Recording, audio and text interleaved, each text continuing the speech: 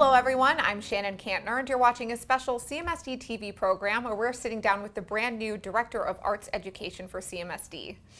Jeffery Allen, thank you so much for being here. Thank you for having me. We're excited to have you in the studio, so why don't we get right into things. Sure. First, just tell us about your background, what job you were doing before you came to CMSD. Well, prior to coming to CMSD, I was with the Multi-Museum of Jewish Heritage in Beechwood, Ohio, serving as their Director of Education and Public Programs. I am a native Clevelander. My background was originally in just theater, but at a very critical point in my career, I was working for Great Lakes Theater Festival, now Great Lakes Theater, in their education outreach program. And I had an opportunity to either go on tour or do a 13-week residency in a rural farming community in Ohio, and I chose the residency because of the importance of arts as a means of communicating giant ideas, but also as a way of transforming a community was really what was waking me up at night and motivated me to get up in the morning. And the opportunity to come here and bring those life experiences to the scholars of our district is a dream come true. Wow, those are amazing experiences. We're so excited to have you in this new role. So tell us what kind of roles and responsibilities as the Arts Education Director, what you will bring to this new role here. Sure. Well, right now I'm on what I'm referring to as the listening tour. And that's really just, there are people doing some amazing work already in the district, and there are people who are facing some pretty substantial challenges, which I prefer to refer to as puzzles at this point, and that if we really just rearrange the pieces, we can probably figure out how to get what we need done. But one of the big goals is to make sure that there's equitable access to arts education for all of our scholars. It's very important that we also recognize that arts in and of itself is an important part of the core curriculum and has to have the same primacy as language arts or math or science. So we're rebuilding that infrastructure. Tapping into our rich resources as a community. This is one of the most arts-rich communities in the nation. And we have ready and willing partners that we just need to make sure that we're communicating fully with and getting the opportunities for our scholars to have every possible experience. Whether you just need to know about art to enrich your life, or you want to choose the arts as a career, we need to have those portals ready for young people. And I think people forget that. Arts is, in fact, also a career. Case in point, sitting right here. Case in point, yes. But on the flip token, the things that arts can teach and the way that arts infusion can also help our scholars in other areas is equally important. So long answer, even longer. All of the above. We're working on curriculum. We're working on access and opportunities. We're working on making sure that that curriculum is sequential and regular with highly qualified instructors in the room, that our scholars have every opportunity to pursue the arts, to experience the arts, and to learn through the arts. Would you say that's sort of the vision for arts in Cleveland schools? I would say yes. I would say that's sort of the vision of that. I strike the sort of, that is the vision. That is the vision, and I think hearing CEO Gordon talk about it was really an exciting moment, and he's going to be talking about it again and regularly, that this is something that for decades has diminished in our district, and my role is to help bring that back in full force and to again trumpet to the highest heavens the things that are going really well. I just saw the All City musical. What an amazing experience! Bring it on! It was amazing, truly. So, can you tell us any plans or programs that you plan on implementing? You know, with this great vision. Well, again, that's part of the listening tour aspect of things, and I'm very serious about the listening aspect. I want to make sure that my role is responsive to the actual needs of the schools and for what the scholars are looking for. I think it would be very easy for us to just say, let's throw money and people at the issue, and that may not actually reduce the issues or solve the problems or the challenges. So smartly partnering, listening to what is actually working in a school, what a school's need is. Perhaps the need in the school isn't necessarily to have an additional art teacher to teach visual art, but instead, you know, what we really need is a dance teacher, because our kids are in a place where dance is what's speaking to them, and it's a way to hook them in and bring them into the experience, and then build from there. So I really want to be as responsive as possible. At the risk of living too much out of the bag, I think that we have 110 schools, correct? Something like that. Something like that. So it seems to me that we should have 110 partnerships next year. Just as a baseline. Wow. Just as a baseline. If you don't already have an arts partner, then you need one. And I'm here to help make that happen. That's great. I think you sort of answered my next question, but I was going to ask if these plans and the vision is going to reach all CMSD students. That is the goal. And nothing else is acceptable. We have to reach all of the students. If there's a building that is under-resourced or doesn't have even the baseline of art, we've got to make sure that that's happening before we can do anything else. And for schools that are arts-rich and have multiple partnerships, we want to help you continue doing the work you're doing and help you to grow that as well. But equally, we've got to pay attention to where there's nothing, to be perfectly honest. And why is that so important? Why is arts education so important to Cleveland students and the schools here? Art is story. Story is what connects us. Story is what contextualizes the world. Art is what contextualizes the world. If you think about the very first tool we give a child, it's a crayon. It's the gateway to unlocking understanding, to making sense of the world. And we can think of it as, oh, it's just a crayon. It's not just a crayon. It is the key to everything. And that starts with art. How do children first learn? They learn through play. And science will show you this. When you watch a kitten playing with its food, it's learning hunting skills. It's doing it through play. There's robust science that shows this. So we're simply rediscovering things we've already known and making sure that we're implementing them in ways that are measurable, sustainable, and achievable. And that the amazing teachers in our district who are doing such great work, they need to feel supported. They need to know that the environment is rich for them to be able to do what they're doing. We need to make sure that professional development is happening for them so that they can get the tools and the resources they need. And we need to make sure that we're providing those. You're obviously very passionate about this. Why did you want to take this role in this new position with CMSD? How much time do we have? There are 40,000 scholars in CMSD. I've had the great pleasure of being able to touch lives in multiple small nonprofits through the arts, and that those transformative moments wake me up and make me say, I need to do this. The opportunity to make positive impact on 40,000 lives, how could I say no? And it's not just those 40,000 lives, it's also, again, the teachers who are doing the work and the community members who are helping to support that. The whole environment has to speak to each other. And it's not art in a vacuum, it's also what are the policies that are impacting our arts? What are the things that are driving the funding community? How are all of these things coalescing? So I really see my role as helping the district to realize this integrated dream. That's great. You mentioned the All-City Musical, but are there some things you have seen, and maybe this listening tour in CMSD, that the district is doing well in arts education that you'd like to continue, or?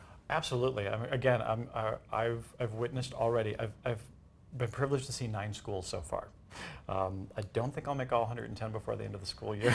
Not for lack of trying. I just don't think it's going to be physically possible. I have seen teachers who take time out of their day to make sure that students are receiving private lessons after school. I have seen teachers who are taking that extra step to make sure that their scholars are participating in Parade the Circle and creating massive puppets and pieces of art that can be on display. These are the kind of things that make the difference. These are life-changing moments. When I saw the collaboration with Playhouse Square and saw that not only with the All-City Musical, but also the Disney in Schools program, a transformative experience when you're a small child to stand on one of those stages to a full audience who's cheering you on. You may never perform again, but that's something that tells you I can do anything at all. So have I seen some great things? Absolutely. I watched a music teacher who was so relaxed in the environment with his students, playing drums and just communicating clearly. His expectations were clear the whole time. The students were clearly engaged. They were clearly learning, but there was no muss. There was no fuss. There was just a group of kids with somebody who was a little bit older than them playing music together, and that was a highlight of my week. Wow, that sounds lovely. That's great, and 100 more schools to be able to see things like that. Hopefully. 100 more, exactly. Yeah. But I'm an optimist naturally, but we do have some challenges, And again, it's like we're schools who lack the resources, who perhaps don't have instruments at their school, or have the ability to, or a teacher wants to do these things, but maybe doesn't have the time and the schedule to do it. These are puzzles that we need to solve to make these things happen. I like that. What about any best practices you've seen outside of the district and in other places that you might want to bring to CMSD? Sure. 2 of the model cities we're looking at are Seattle and Chicago, who did a major overhaul of their arts education. And one of the things that seems to be emerging, in addition to consistent professional development and raising and elevating arts into the core curriculum by making sure that there's sequential, regular 5-day instruction. Some of them have set mandatory minutes. Some have altered the perception by saying the number of qualified teachers per pupils and reducing that number. So there are a couple of best practices we can look at that would make sense for the district. I don't know all of that yet because there's too much information. You know, I don't know what I don't know. But certainly something that's emerging from within the district, it seems very clear that when our teachers are passionate about the art that they're bringing to the students pick that up. And that seems to me a best practice that we can build upon, is making sure that we are engaging our teachers so that they're feeling fed and they're feeling passionate, and then that passion will translate back to the kids. That's great. Wow. Are there any misconceptions about arts in schools that you'd want to clear up? Absolutely. I think one of the misconceptions is that it's an also, not an essential. I'm here to say no. It is an essential. And I understand that driver. We have, as a nation, had a conversation for the last few decades about accountability, about test scores, about those kind of issues, and arts have always been at the bottom of that list and removed from that list. So I think it's a very serious thing where we're taking a serious, hard look at the curriculum and making sure that not only do we have good standards for visual art and for music, but that we've developed good, strong sound standards across all grade bands for theater, for dance, for other art forms that we aren't talking about in this particular moment, that we're using all of our assets and resources as fully as possible. I understand that there are multiple kilns in the district. We should be using every one of them.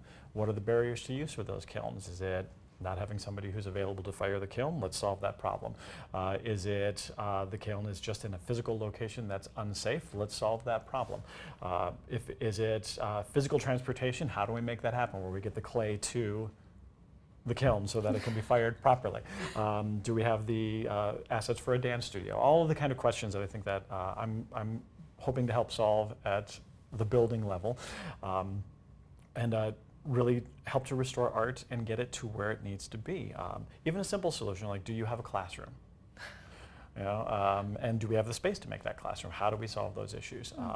Do we empower artists by saying that we're going to give you an art kit for every student and say, here it is, this is your kit, it's yours, it's your crayons, your pencils, your paints, you know, for you to use in the classroom, and that way we can also have shared materials.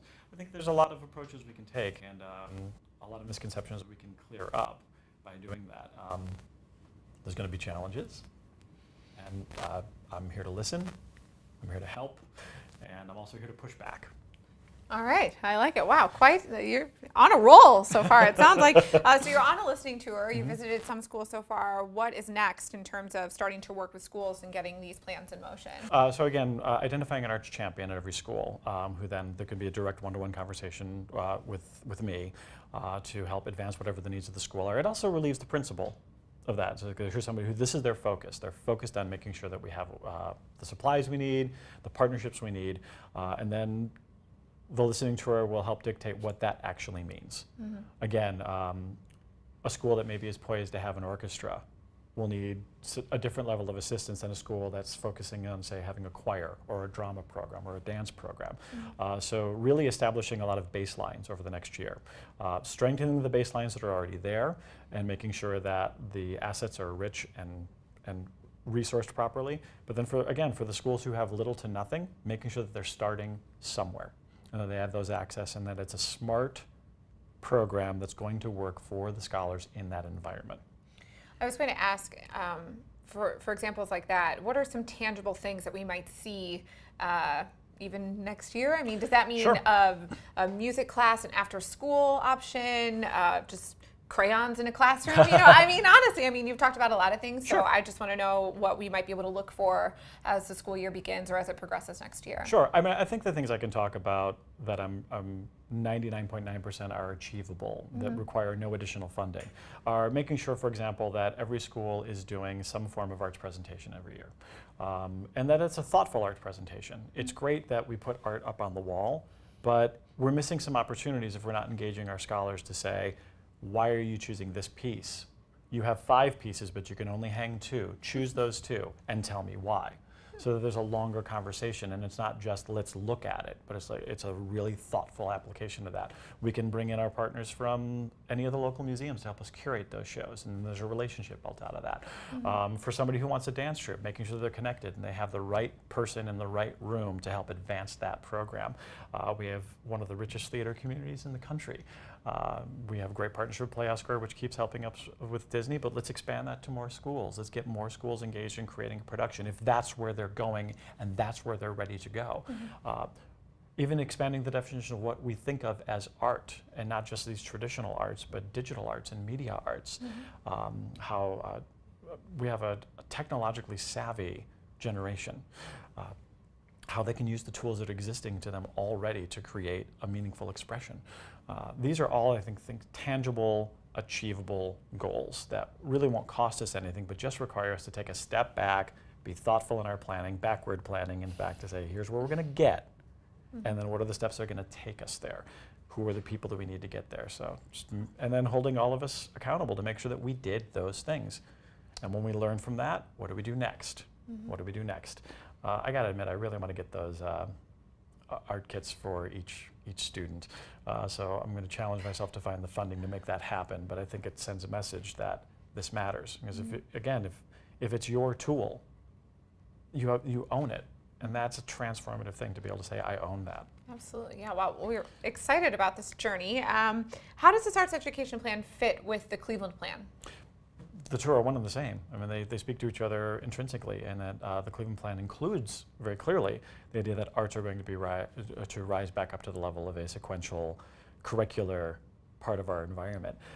And if you think about other districts that have these opportunities for their students, it is our duty to make sure that we provide these same opportunities for students in Cleveland.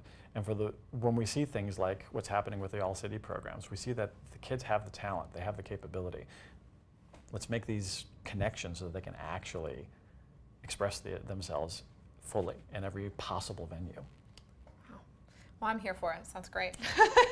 Anything else you want to share with us that we might have not touched on, or any next plans? More on the listening tour. Yeah, the listening tour will be an ongoing thing. It's not a finite. Okay, it's August 1st and I'm done listening. It's I think one of the great things that art teaches us is to be open to unexpected input, and that's using the arts as a catalyst for all of us being open to the possible. To think impossible things 10 times a day and say, okay, well, how does that happen? And to dream big and then figure out how you're going to get there. These are all things that I think art is uniquely qualified to teach and impart to our scholars. And if I were to say at some point that I'm done listening, that seems to be the wrong approach. That I'm going to keep listening. I'm going to keep pushing. We're going to keep saying, okay, here we got to this point. Now how do we get to the next point? How do we get to the next point? Challenging our partners in the community to go to the next level and to step up where they can provide assistance and provide opportunities. How wonderful would it be if there were clear portals to employment, for example, for somebody who wants to pursue a career in the arts? If there was that clear portal saying that if I go to this school and do these things, I'm going to end up with this internship at this company, which is going to launch my professional career. Again, we have these conversations when it comes to science and to other things. Let's make sure we're doing it with arts. And I know the arts community wants that as well.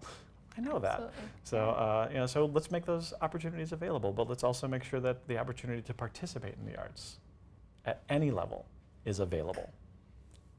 Fantastic. Well, I have enjoyed listening to you, and I don't want to keep you any longer from your listening tour to get to all of our schools. Thank you. Thank you so much for being here and talking with us about the new Director of Arts Education position here with CMSD. It's very exciting. Well, thank you. Thank you for the opportunity. Yes.